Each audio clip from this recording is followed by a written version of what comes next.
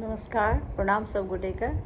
आइ हम मधुश्रावणी के अंतिम दिनक कथा 13हम दिन जे होइए से कथा कह जा रहल छी। तो सुनल जाय हमर स्वर में। 13हम दिन राजा श्रीकर के कथा होइ छनि। श्रीकर नामक एकटा राजा रहथि। हुनका एकटा बड़ सुन्नर बेटी भेलनि। जखन हुनकर टिप्पणी देखाओल गेल तऽ ज्योतिष कहलनि जे हिनका बड़ अधलाह योग छनि। छाती लात, झोटा हाथ आ सौतनीक पोखरि में 2.5 झाँक माटि उघैत। यह हिनकर टिप्पणी में छनि। राजा ई सुनि बड्ड दुखी भेलाह। अपन साध्य किछु नहि छलनि।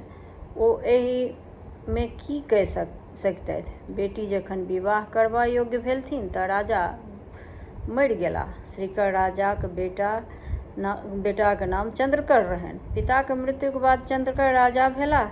माय सतत चंद्रकरकेँ बहिनीक विवाह करबाक लेल तंग करथिन, मुदा चंद्रकरकेँ बहिनीक टिप्पणीक बात मोन छलनि। ओ अपन मायसँ कहलनि, हम बहिनीक विवाह नहि करायब। हम हुनक अपमान नहि सहि सकैत छी। छाती लात, झोटा हाथ आ सौतनीक पोखरिक 2.5 झाँक माटि उघब देखि हमरा बर्दाश्त नहि होयत। हम एकर निराकरण सोचि रहल छी जे ने कियो हुनका देखतनि आ ने ककरोसँ विवाह हेतनि, ने कियो छाती में लात मारतनि आ ने कियो झोटा में हाथ लगौतनि, ने सौतनीक पोखरिक माटि उघय पड़तनि। राजा चंद्रकर एक निर्जन वन में माटि में एक बड़ पैघ सोनि खुनबाओल। ओहि में रहबाक योग्य एक घर आ एक इनार सेहो बनबाओल। एक चेरियाक संग बहिनकेँ ओहि सोनि में बास दऽ देल। ऊपरसँ सोनि के मुँह बंद कऽ देल।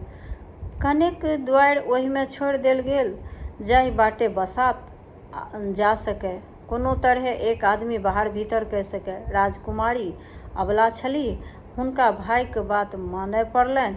ओ सोनि में दिन काटय लगलीह। भाइ मास दिन पर खयबा पीबाक वस्तु पठबैत रहथिन। एक दिन सुवर्ण नामक राजा शिकार खेलाइत ओहि वन में पहुँचलाह जतय राजकुमारी सोनि में रहैत छलीह। राजा के प्यास लागि गेलनि। ओ पानि तकैत छलाह। अचानक हुनका चुट्टी सब पर नजरि गेलनि। चुट्टी सब एक धारी सँ जाइत छल। जखन राजा ओकरा देखलनि तऽ देखैत छथि जे चुट्टीक मुँह में साग आ भात छैक। राजा के विश्वास भेलनि जे एहि लग पास में कियो मनुष्य रहैत अछि। ओ चुट्टी धारीक अंत तक गेलाह। ओ देखैत छथि जे एक झाड़ी में गिद्दर आ शाहीक बिल सन सोनि छैक। ओहि सँ चुट्टीक धारी बहरैलक अछि। राजा सोनि में पैसि गेलाह। भीतर गेलाक बाद देखैत छथि एकटा बढ़िया आँगन आ एक इनार। ओ हाक लगौलनि, कियो एतय छी? हमरा बड़ जोर प्यास लागल अछि, कनेक पानि पियाउ। हाक सुनि राजकुमारी एक पात्र में शीतल जल अपन चेरियाक हाथे पठा देलनि। राजा जल पीलनि, किंतु प्यास लगले रहलनि। ओ पुनः पानि मांगि पीलनि। ओतय हुनका चेरिया सँ ज्ञात भेलनि जे एक सुन्दर राजकुमारी एहि सोनि में रहैत छथि आ ओ कुमारिये छथि। ओहि राति राजा ओतय रहि गेलाह आ राजकुमारक सुन्दरता देखि राजकुमारी मोहित भऽ गेलीह। ओ राजकुमारी सँ विवाह कय लेल सुख विलास करैत किछु दिन ओतय बिताओल। राजा अपन राजधानी घुरबाक विचार करय लगलाह। राजकुमारी कहलनि, जाइत छी तऽ जाउ, मुदा ई बात मोन राखब जे साउन सुद तृतीया के मधुश्रावणी पाबनि होइत ओहि दिन नवविवाहिता कनियाँ पाबनि करैत अछि। ओहि दिन कनियाँ सब सासुरक वस्त्र पहिरैत अछि आ सासुरेक अन्न खाइत अछि। तेँ मोन पाड़ि कऽ ककरो द्वारा से सब पठा देब। राजा अपन राजधानी घुरि अयलाह। कारीगर के बजबाओल आ एक खूब सुन्दर चुनरी बुनि कऽ देबय लेल आज्ञा देलनि। ई बात जेठकी रानी बुझि गेलीह आ रानी सोचल जे राजा फेर कतहु दोसर विवाह कयलनि अछि, तेँ ने जोलहा के चुनरी बुनि देबाक लेल कहलनि अछि। एतेक दिन जे राजा निपत्ता छलाह तकर इएह कारण थिक। रानी चुपचाप जोलहा के बजबाओल आ कहल, तोँ ओहि चुनरी में छाती लात आ झोटा हाथ लिखि दिहैक। ओकरा तेना कऽ चोपैत दिहैक जे कियो बुझैक नहि, राजा के एकर खबरि नहि होनि। यदि तोँ हमर कहलानुसार कऽ देबे तऽ तोरा डाला भरि सोना इनाम में देबौ। जोलहा आमदनी देखि रानीक बात मानि गेल। पूर्व समय में राजा लोकनि चिड़ै चुनमुनी पोसैत छलाह, ओकरा सबकेँ प्रशिक्षित कऽ गुप्त काज लैत छलाह। राजा सुवर्णकेँ सेहो एकटा कौआ छलनि। राजा चुनरी एकटा बाँसक चोंगामे दऽ ओकरा मुँह मुनि देलनि आ मधुश्रावणीसँ एक दिन पूर्व कौआकेँ देलनि आ नव कनियाँक पता बुझा दऽ अयबाक आदेश देलनि। कौआ चालाक रहितो छल तऽ कौए बाटमे एकटा कुम्हारक ओतय भोज रहैक, ओतय ओ चोंगा राखि ऐंठ-कूठि खाय लागल। ओकरा चोंगा ओतहि बिसरि गेलै। मधुश्रावणी दिन राजकुमारीके सासुरसँ कोनो वस्त्र नहि अयलनि। ओ तमसा कऽ उजरा फूल आ उजरा चाननसँ गौरीके पूजा कयलनि आ कर जोड़ि वर मांगल जे जहिया हमरा राजासँ भेंट हो तऽ हम बौक भऽ जाय। राजकुमारीके भाग्य चंद्रकारके जखन पता लागल राजकुमारीक भाय चंद्रकारके जखन पता लागल जे हुनकर बहिन विवाह कऽ लेलक तऽ ओ तमसा कऽ खर्चा पठाबय बंद कऽ देलनि। खर्चा बंद भेलासँ राजकुमारीकेँ साँझक साँझ उपास पड़य लगलनि। चेरियाकेँ राजकुमारीक कष्ट नहि देखल जाइक लग पासमे एकटा पोखरि खुनाइत छलैक, ओहिमे माटि उघक काज करय लागल। साँझमे बोनि आनि दुनू गोटे उपास तोड़य। ई काज चेरिया नित दिन करय लागल। ओहि बोनिसँ दुनू गोटेके गुजर नहि जानि। राजकुमारी सेहो फाटल पुरान पहिर चेरियाक संग बोनि करय लेल गेलीह। ओतय हुनका पता लागि गेलनि जे ई पोखरि हुनकर सौतीनक खुना रहल अछि। ई बुझिते हुनका टिप्पणीक बात मोन पड़लनि। ओ सोचलनि, लिखलाहाके कियो नहि मेटि सकैत अछि। जखन ओ पथियामे माटि उठेलनि आ भारी लागल तऽ बाजि उठलीह, सिरकर सिरहि चढ़ाओल, चंद्रकर देल बनबास, राजा सुवर्ण बनहि बियाहल, लिखला नहि परकार।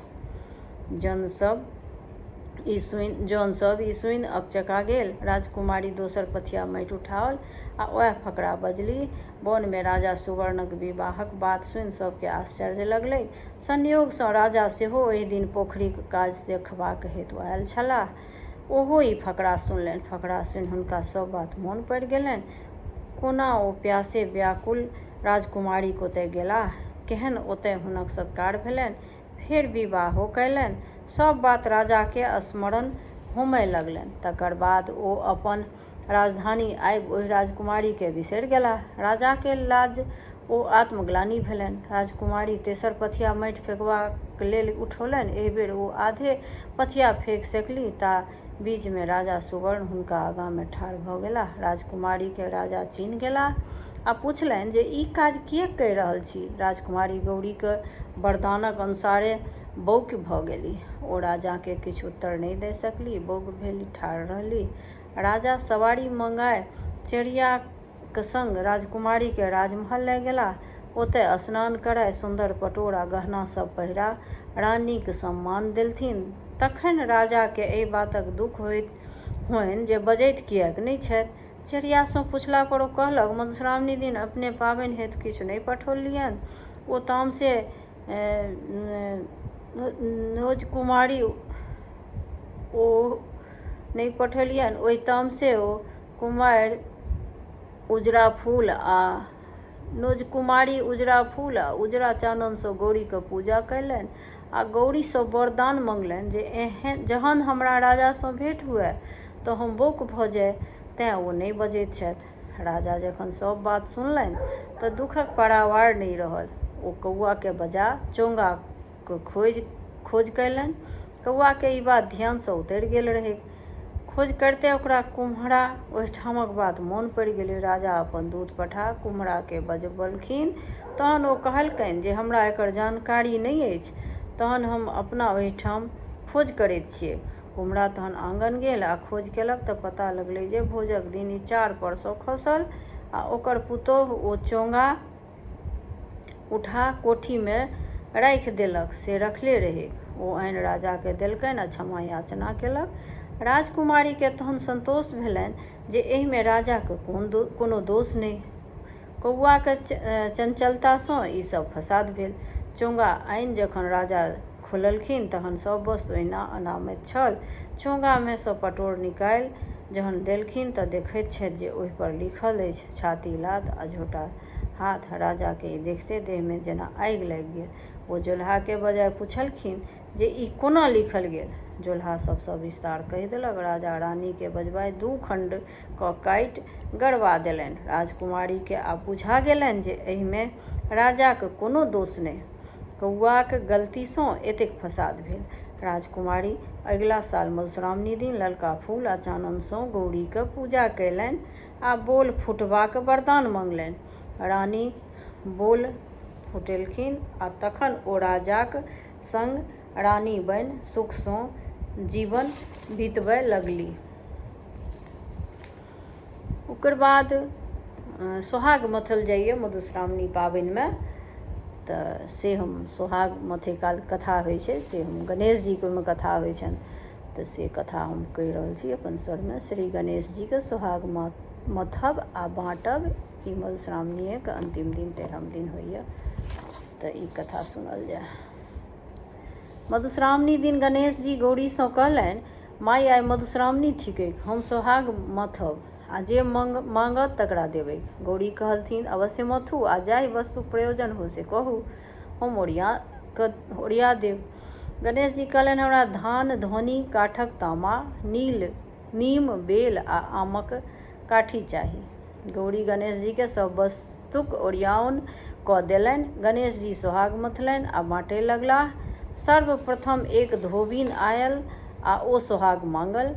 गणेश जी ओकरा सोहाग देलनि आ कहलनि, अहाँक धोबी नुआ वस्त्र धोता, भट्ठी लगौता, भरि दिन परिश्रम करता आ साँझकन घर औताह, ताहिसँ अहाँक सोहाग बढ़त। तकर बाद एक कैथिन सोहाग मांगय आयल। गणेश जी हुनको सोहाग देलनि आ कहलनि, अहाँक देवान जी भरि दिन लिखा पढ़ी करता आ साँझ खन घर औता,